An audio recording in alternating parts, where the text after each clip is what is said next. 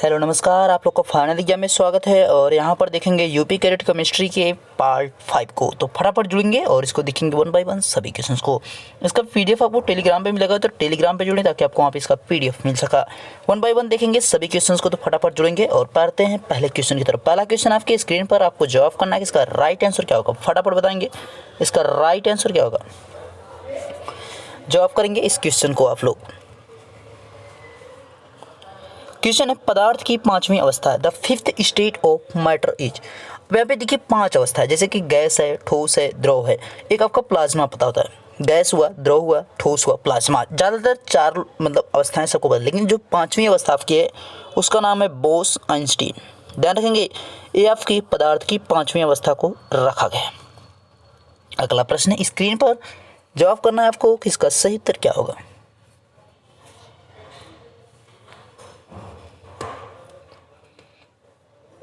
निम्न में से अस्थायी कण नहीं है, which of the following is not a permanent particle. देखिए परमानेंट पार्टिकल की अगर आप बात करते हैं तो कौन कौन से आपके होते हैं, जैसे इलेक्ट्रॉन हो गया, प्रोटॉन हो गया, न्यूट्रॉन हो गया, ये सब जो हमारे क्या होते हैं कि परमानेंट होते हैं। तो यहाँ पे आपका पॉजिट्रॉन दिख रहा है। पॉजिट्रॉन आपका कैसा हो गया, पॉजिट्रॉन हो गया, न्यूट्रिनो हो गया और मेसॉन, ये सब जैसे कैसे होते हैं, अस्थायी होते हैं। ठीक है, देखिए अस्थायी कण नहीं है तो यानी अस्थायी होगा। पॉजिट्रॉन की बात की जा रही है, यानी बी ऑप्शन यहाँ पे एकदम सही है। अगला प्रश्न स्क्रीन पर है। अगले प्रश्न को आप बताएंगे कि इसका सही उत्तर क्या होगा। फटाफट बताएंगे अगले प्रश्न का सही उत्तर क्या है। प्रश्न है, रदरफोर्ड ने रेडियम से अल्फा किरण की उत्पत्ति के लिए किस धातु की प्लेट का प्रयोग किया था। Which metal plate was used by Rutherford to generate alpha ray from radium.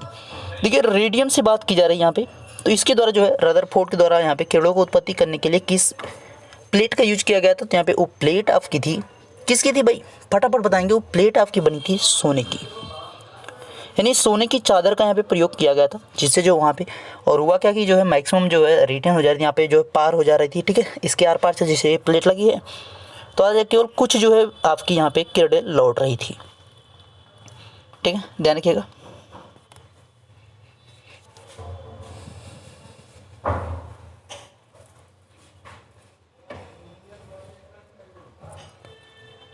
प्रश्न है, जब इलेक्ट्रॉन मूल कक्षा में चक्कर लगाता है तो ऊर्जा का उत्सर्जन नहीं करता, यह किसकी अवधारणा है। When the electron revolves in the original orbit it does not emit energy, whose concept is this.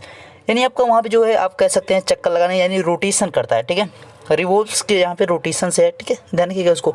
तो अभी जो रोटेशन करता है तो किसके नियम की बात कर रहे थे, बोरबरी नियम। बोरबरी नियम कहता है कि भाई जब इलेक्ट्रॉन मूल कक्षा में अपने चक्कर लगाएगा तो ऊर्जा का उत्सर्जन नहीं करता, यानी कोई भी उसकी ऊर्जा जो है लॉस नहीं होती है। तो किसकी अवधारणा है, बोरबरी नियम की, बोरबरी लॉ की। अगले प्रश्न को बताएंगे इसका सही उत्तर क्या होगा। फटाफट जवाब करेंगे इसका सही उत्तर क्या है।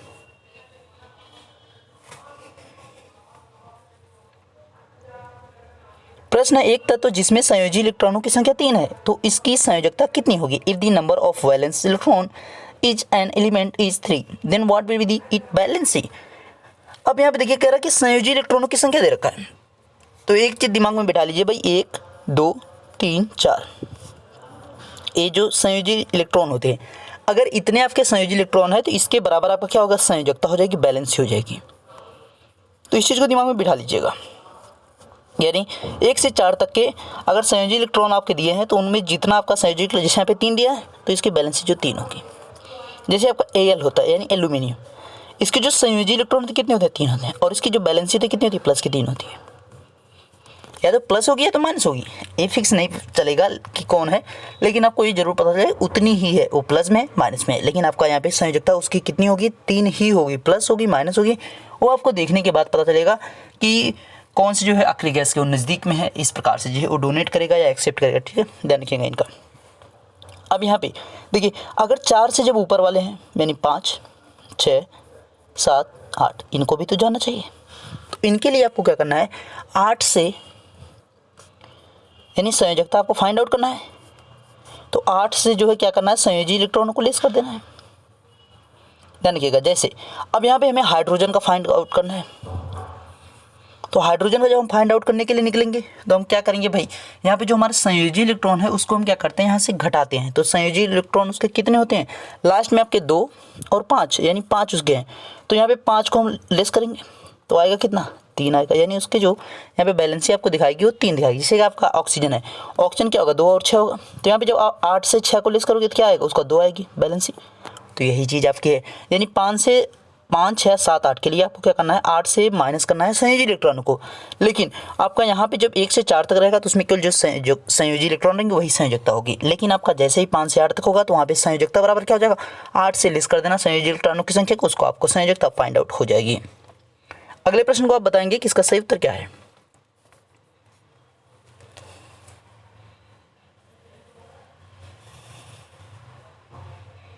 प्रश्न है Cl में संयोजी इलेक्ट्रॉन की संख्या, यानी क्लोरीन की बात करें, number of the valence electron in chlorine, यानी क्लोरीन की बात करें, संयोजी इलेक्ट्रॉन की बात करें। तो आपका देखिए यहाँ पे क्या है कि वो आपका जो 6 से यहाँ पे जो है 5 इसके बीच में आ रहा है। तो आपको क्या करना है, सीधे 8 से 7 को लेस कर देना है, यहाँ पे ऐसे ही कर लेना है और कुछ भी नहीं करना है। क्योंकि आपका क्या होता है, 2, 8 और 7 होता है, 8, 2, 10, 17 होता है। तो ये 7 आपके यहाँ पे संयोजी इलेक्ट्रॉन है, इसको जब लेस करेंगे तो क्या आएगा, 1 आएगा। ये तो है, बस आंसर आपका हो गया। ठीक है, तो इस चीज़ का आपको ध्यान रखना है और कुछ भी आपका नहीं यहाँ पे करना है। अच्छा, संयोजी इलेक्ट्रॉन की संख्या आपसे पूछा गया, ध्यान रखिए संयोजी इलेक्ट्रॉनों की संख्या संयोजकता आपसे पूछा होता तो आपका क्या होता है, यहाँ पे जो संयोजी इलेक्ट्रॉन होते हैं उसके कितने होते हैं, 7 होते हैं। तो यहाँ पे आंसर 7 होते हैं, लेकिन आपका यहाँ पे जो दिया गया ऑप्शन उसके हिसाब से बैलेंस ही पूछ रखा। ठीक है, यहाँ पे बैलेंस ही होना चाहिए, संयोजकता उसकी जो 1 होगी, लेकिन जो संयोजी इलेक्ट्रॉन होंगे वो कितने होंगे, 7 हो जाएंगे। ठीक है, ध्यान रखिएगा, क्योंकि उसके जो लास्ट ऑर्बिटल है उसमें कितने 7 आपके आ रहे हैं।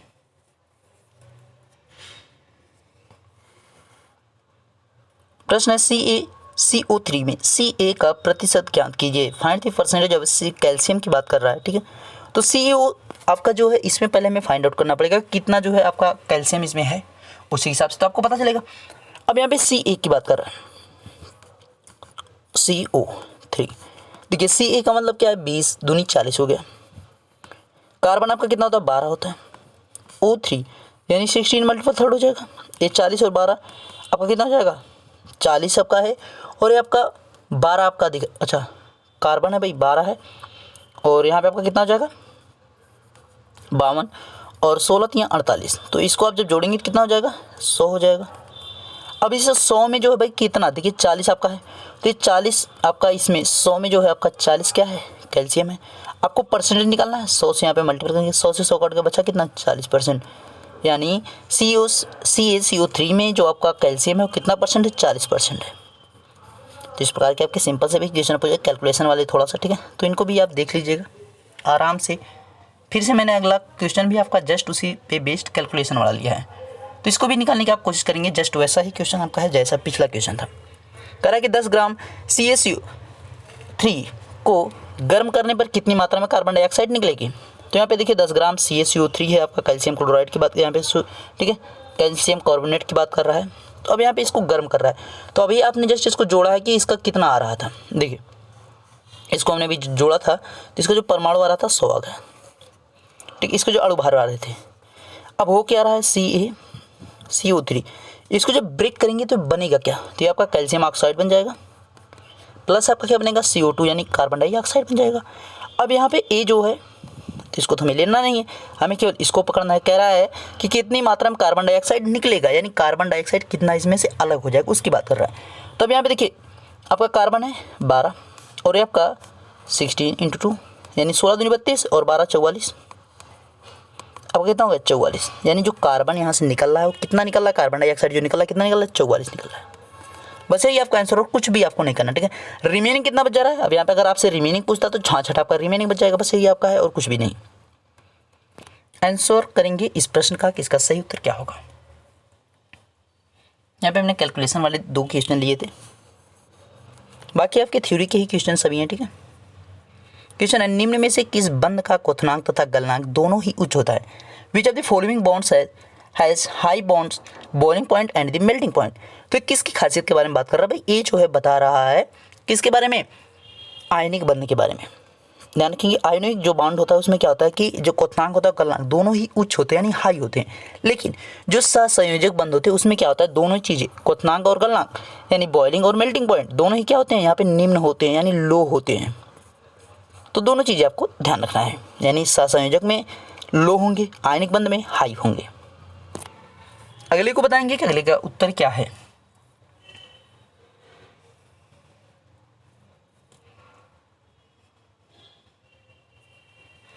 करा कि इसमें से किसका आयनन विभव उच्च होता है, which of the following has the highest ionization potential. अब आयनन विभव की बात कर रहा है तो आयनन विभव जो होता किसका अधिक है भाई, तो यहाँ पे जो आधातु जो होते हैं यानी आपके नॉन मेटल जो होते हैं उनकी बात कर रहा है। तो इसीलिए क्या होता है कि जो इलेक्ट्रॉन त्यागने में दिक्कत होती है यानी इलेक्ट्रॉन आसानी से नहीं त्याग पाते यानी इमिट कर पाते या दूसरे को दे पाते हैं, आधातु इसीलिए आसानी से नहीं दे पाते, लेकिन जो धातु होते हैं वो आसानी से दूसरे को इलेक्ट्रॉन दे पाते हैं यानी डोनेट कर पाते हैं। यही समस्या होती है और कुछ भी नहीं होती है। ठीक है, आयनन विभव की अगर खासियत की बात करेंगे तो जो आवर्त सारणी यानी पीरियोडिक टेबल उसमें अगर आप जो है बाएं से दाएं जाएंगे तो आयनन विभव क्या होगा, बढ़ेगा। यानी आप जो है लेफ्ट से राइट को जाएंगे, बाएं से दाएं को जाएंगे तो आयनन विभव क्या होगा, इंक्रीज करेगा, बढ़ेगा।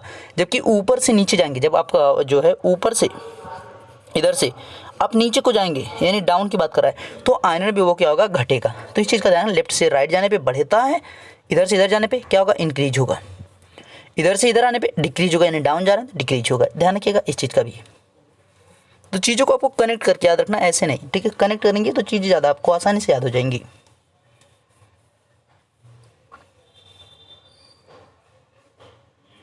तरक रासायनिक बंधन की दूरी का सही क्रम है, the correct order of the distance of chemical bond etch. तो यहाँ पे जो केमिकल बॉन्ड्स होते हैं उनके बीच के जो डिस्टेंस होते हैं उसका जो सीक्वेंस सही होता है। देखिए है क्या, पहला आपका जो है ट्रिपल बॉन्ड, उसके बाद जो है आपका ग्रेटर देन है, किससे जो है सेकेंड आपका डबल बॉन्ड जो है, उसके बाद सिंगल बॉन्ड। ये आपका बता किसके बारे में रहा है, ये जो है बंधन ऊर्जा के बारे में बना रहा है। ठीक है, बॉन्ड एनर्जी के बारे में बता रहा है, ये जो है बॉन्ड एनर्जी की बात कर रहा है, बॉन्ड एनर्जी की आपका जो है सीक्वेंस दे रखा है।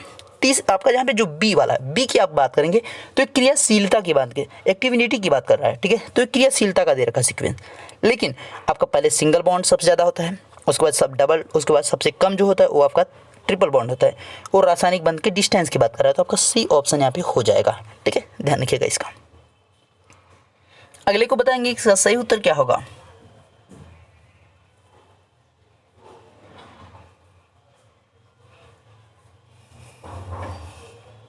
करा निम्नलिखित गुण किस में होते हैं, which has the following properties. इनमें से किसी भी प्रकार की धात्विक चमक नहीं होती है।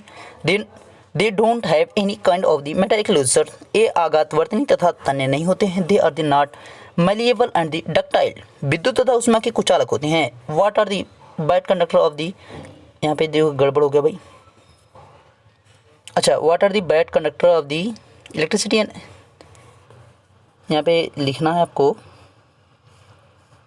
बैड कंडक्टर ऑफ द, यहाँ पे कर दीजिएगा, बस देर कर दीजिएगा। ठीक है, bad conductor of the electricity and the heat. ठीक है, bad conductors of the electricity, यही आपका रहना चाहिए। अब यहाँ पे किसकी खासियत के बारे में देखिए, जो आधातु होते हैं उनकी बात कर रहा है। ऐसा है क्या, यस।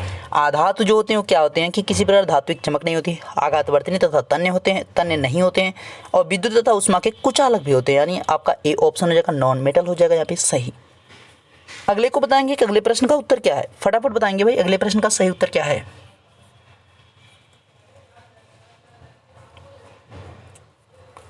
प्रश्न है इसमें से कौन धातु तथा आधातु दोनों का गुण प्रदर्शित करता है। Which of the following shows the property of both metals and the non metals.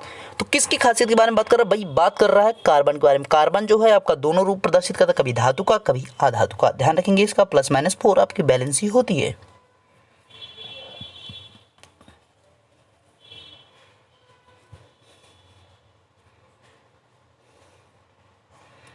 रासायनिक अपक्रिया में भाग लेने वाले पदार्थों को क्या कहते हैं, what are the substance that they take part in chemical reaction का।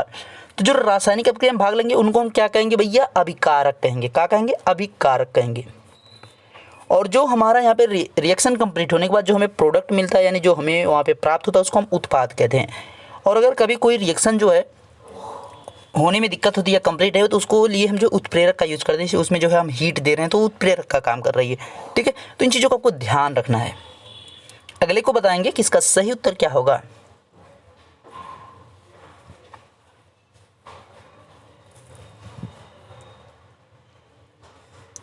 कह रहा है कौन सा विसंयोजी अपक्रिया का उदाहरण है, which is an example of the decomposition reaction. अब देखिए जेड जिंक आपका है प्लस H2SO4। अब यहाँ पे क्या हो रहा है, जिंक आपका SO4 के साथ हो गया, यानी विस्थापित कर रहा है। किसको विस्थापित कर रहा है, यहाँ पे जो H2 है उसको विस्थापित किया किसने, जिंक ने किया, यानी ये आपका विस्थापन अपक्रिया होगी, पहला तो होगा नहीं। दूसरा आपका C+O2 आपका ये दोनों जुड़ गए यानी संयोजी अपक्रिया होगी, यानी आपका ए भी नहीं हो जाएगा, ठीक है। थर्ड वाले FeCaSO4 आपका यहाँ पे देखिए Ca को जो है रिप्लेस कर रहा है कौन, Fe, तो ए भी आपका कौन है, विस्थापन हो जाएगी। CaCO3 CaO plus CO2। अब यहाँ पे क्या हो रहा है कि देखिए विसंयोजी का मतलब होता है अलग होना, तो CaCO3 में क्या हुआ कि जो यहाँ पे CO2 है ये आपका जो इससे ब्रेक होके यानी इससे अलग होके इससे निकल करके दूसरा अपना समूह बना लिया, यानी आपका डी ऑप्शन यहाँ पे हो जाएगा, यानी अलग होने से तात्पर्य है। संयोजी होगा तो कनेक्ट होके एक दो बन जाएंगे, विस्थापन होगा कोई एक दूसरे की जगह लेगा, यानी आंसर आपका डी है। अगले को बताएंगे कि अगले का उत्तर क्या है।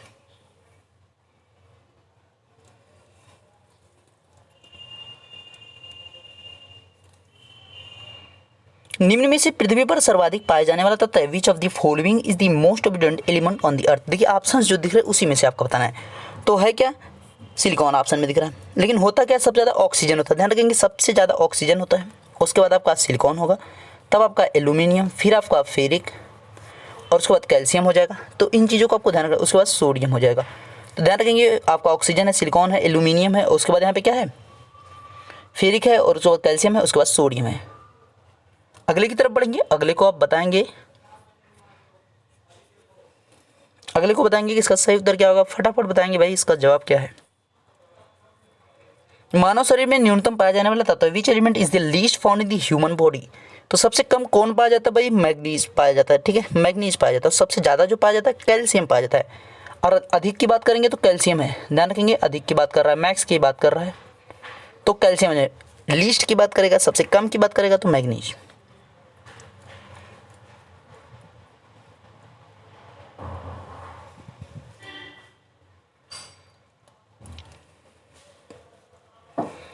कार्बनिक यौगिक कीटोन एल्डिहाइड, देखिए कीटोन एल्डिहाइड दोनों साथ में दे रखा है, इसका दूसरा फार्मूला बने, केवल कीटोन देता तो उसका दूसरा फार्मूला बनता कि क्रियाशील मूलक का नाम क्या है, what is the name of the functional radical of the organic compound ketone और एल्डिहाइड। अब इसका जो नाम बनता है भाई क्या बनता है, तो आपका कार्बोनिल बनता है, ध्यान रखेंगे। इसका जो फार्मूला आपका बनेगा इस प्रकार से कुछ बनेगा, C और डबल बॉन्ड आपका लगा है, उसके बाद यहाँ पे O लगा है, ठीक है, ये आपका फार्मूला इसका हो गया क्या पे, कीटोन और एल्डिहाइड के लिए, जो कीटोन और एल्डिहाइड बोल रखा है। लेकिन अगर केवल कीटोन जब देगा तो हमारा फार्मूला कैसे बनेगा, इस प्रकार से C बनाएगा और आपका यहाँ पे जो है डबल बॉन्ड लगाएगा, वो आपका हो गया। उसके बाद नीचे के साइड जो आपका यहाँ पे OH लगा देगा, तो एक केवल जो है किसका है, कीटोन का है, लेकिन ये जो आपका कीटोन एल्डिहाइड दोनों के लिए आपका हो जाएगा, तो इस चीज़ का आपको ध्यान रखना, ठीक है। इसका जो आपका नाम होगा तो एक कीटोनिक का मूल है, ठीक है, ध्यान रखें, ये जो है कीटोनिक का यहाँ पे हो जाएगा, ये वाला कीटोनिक का होता है, इसका भी ध्यान रखना है, ठीक है। एक कीटोनिक होगा और ये जो है कार्बोनिल है, ठीक है, दोनों में डिफरेंट है, कार्बोनिल और कीटोनिक में, कीटोनिक वाला ये है और कार्बोनिक वाला ये है। जवाब करेंगे इसका कि इसका सही उत्तर क्या है, प्रश्न को बताएंगे इसका सही उत्तर क्या है।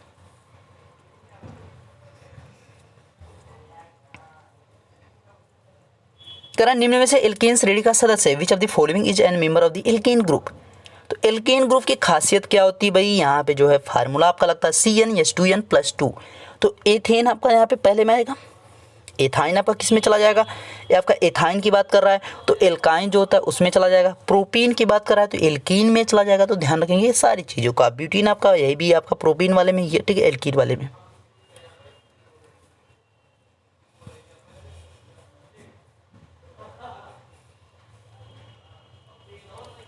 फटाफट बताएंगे इसका भी उत्तर सही क्या है। करके 2-ब्यूटाइन का साधारण नाम होगा, the common name of the two butyne will be. तो 2-ब्यूटाइन का जो साधारण नेम होगा वो क्या होगा, डाईमेथिल एसिटिलीन होगा, डाईमेथिल एसिटिलीन होगा।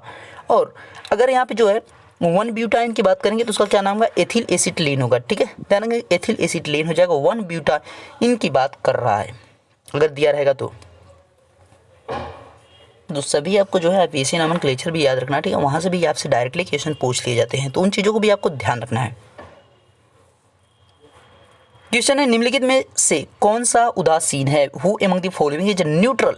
तो उदासीन कौन है भैया, उदासीन आपका नेफ्थलीन होता है, इसी में आपका आता है कौन, बेंजीन भी इसी में आता है आपका। तो ध्यान रखेंगे, अगर क्रीसोल की बात करेंगे, क्रीसोल और फिनोल, क्रीसोल और फिनोल ये कैसे होते हैं, ये अम्लीय होते हैं, यानी आपका एसिडिक होते हैं, अम्लीय होते हैं, एसिडिक होते हैं। पिरिडीन की बात करेंगे, पिरिडीन जो होता है कैसा होता है, क्षारीय होता है, यानी वेस्ट होता है, तो इसका भी ध्यान रखेंगे, क्षारीय होता है। अगले की तरफ बढ़ते हैं, अगले को बताएंगे कि इसका सही उत्तर क्या होगा। अच्छा, आईपीसी नेम की बात कर रहा है भाई, तो आपका आईपीसी नेम दे रखा है, तो क्या होगा इसमें CnH2n केवल होगा। तो आपका पेंटीन दे रखा है, तो पेंटीन किसका फार्मूला बन रहा है भाई, यहाँ पे आपका बी ऑप्शन बन रहा है, 5 दूनी 10, और ये आपका पेंटीन यानी 5वें की बात कर रहा है। ब्यूटीन होगा तो आपका यहाँ पे ए होगा, और आपका यहाँ पे पेप्टीन होगा तो ये आपका हो जाएगा, ठीक है, यानी कि ये प्रोपीन आपका यहाँ पे हो जाएगा, ये प्रोपीन होगा। तो बेसिक जो चीज़ें हैं उनको एक बार आप अच्छे से देखेंगे तो आपको चीज़ें समझ में आने लगेंगी कि है क्या इसमें, ठीक है।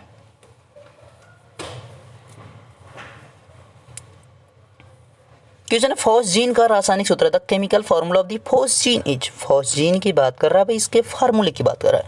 तो फॉस्जीन का जो फार्मूला होता है CaCl2 होता है, ध्यान रखेंगे COCl2 हो जाएगा। 9 सादर आपका सोडियम क्लोराइड हो जाएगा। PH3 की बात करें तो क्या है, फास्फीन का है फार्मूला, ये फास्फीन का है, ठीक है, ध्यान रखेंगे फास्फीन है। C6Cl क्या होता है भाई, गैमेक्सीन होता है, ध्यान रखेंगे गैमेक्सीन, ठीक है, C6Cl6 ये आपका गैमेक्सीन का फार्मूला होता है। अगले प्रश्न को देखेंगे, देखिए आपसे फार्मूले भी पूछे जाते हैं तो आपको फार्मूले भी याद रखना है, जो कंपाउंड आपके हैं यौगिक जो हैं उनके भी आपको ना याद रखना है, केमिकल नेम और सिंपल यानी साधारण नेम, रासायनिक नेम, सब चीज़ें आपको पता होना चाहिए, उनका फार्मूला भी आपको पता होना चाहिए। करा NaNO3 किसका सूत्र है, हुज फार्मूला इज NaNO3, तो किसका फार्मूला भाई, राइट आंसर की बात करेंगे चिली साल्टपीटर का। खाने वाले सोडे की अगर आप बात करेंगे तो क्या होता है, NaHCO3, NaHCO3 हो जाएगा।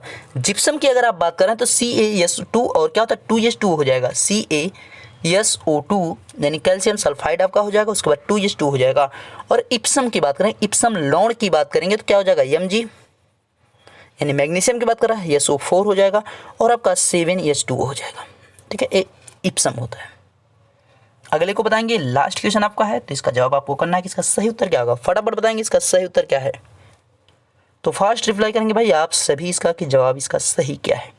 क्वेश्चन है, बेराइल किसका मुख्य अयस्क है, बेराइल की बात कर रहे हैं, तो बेराइल जो है ये और किसका है भाई, और की बात कर रहा है, तो ये आपका आंसर हो जाएगा बेरिलियम का, तो इसका आपको ध्यान रखना है। तो सभी क्वेश्चन आपके कंप्लीट हो चुके हैं, इसी के साथ आपका वीडियो भी कंप्लीट हो चुका है। तो वीडियो अच्छा लगा तो लाइक कीजिएगा, इसको शेयर करें मैक्सिमम लोगों के पास ताकि चीज़ें सबके पास पहुंच सके। मिलते हैं नेक्स्ट वीडियो में, तब तक देखते रहिए final exam with Ashish sir. Thank you.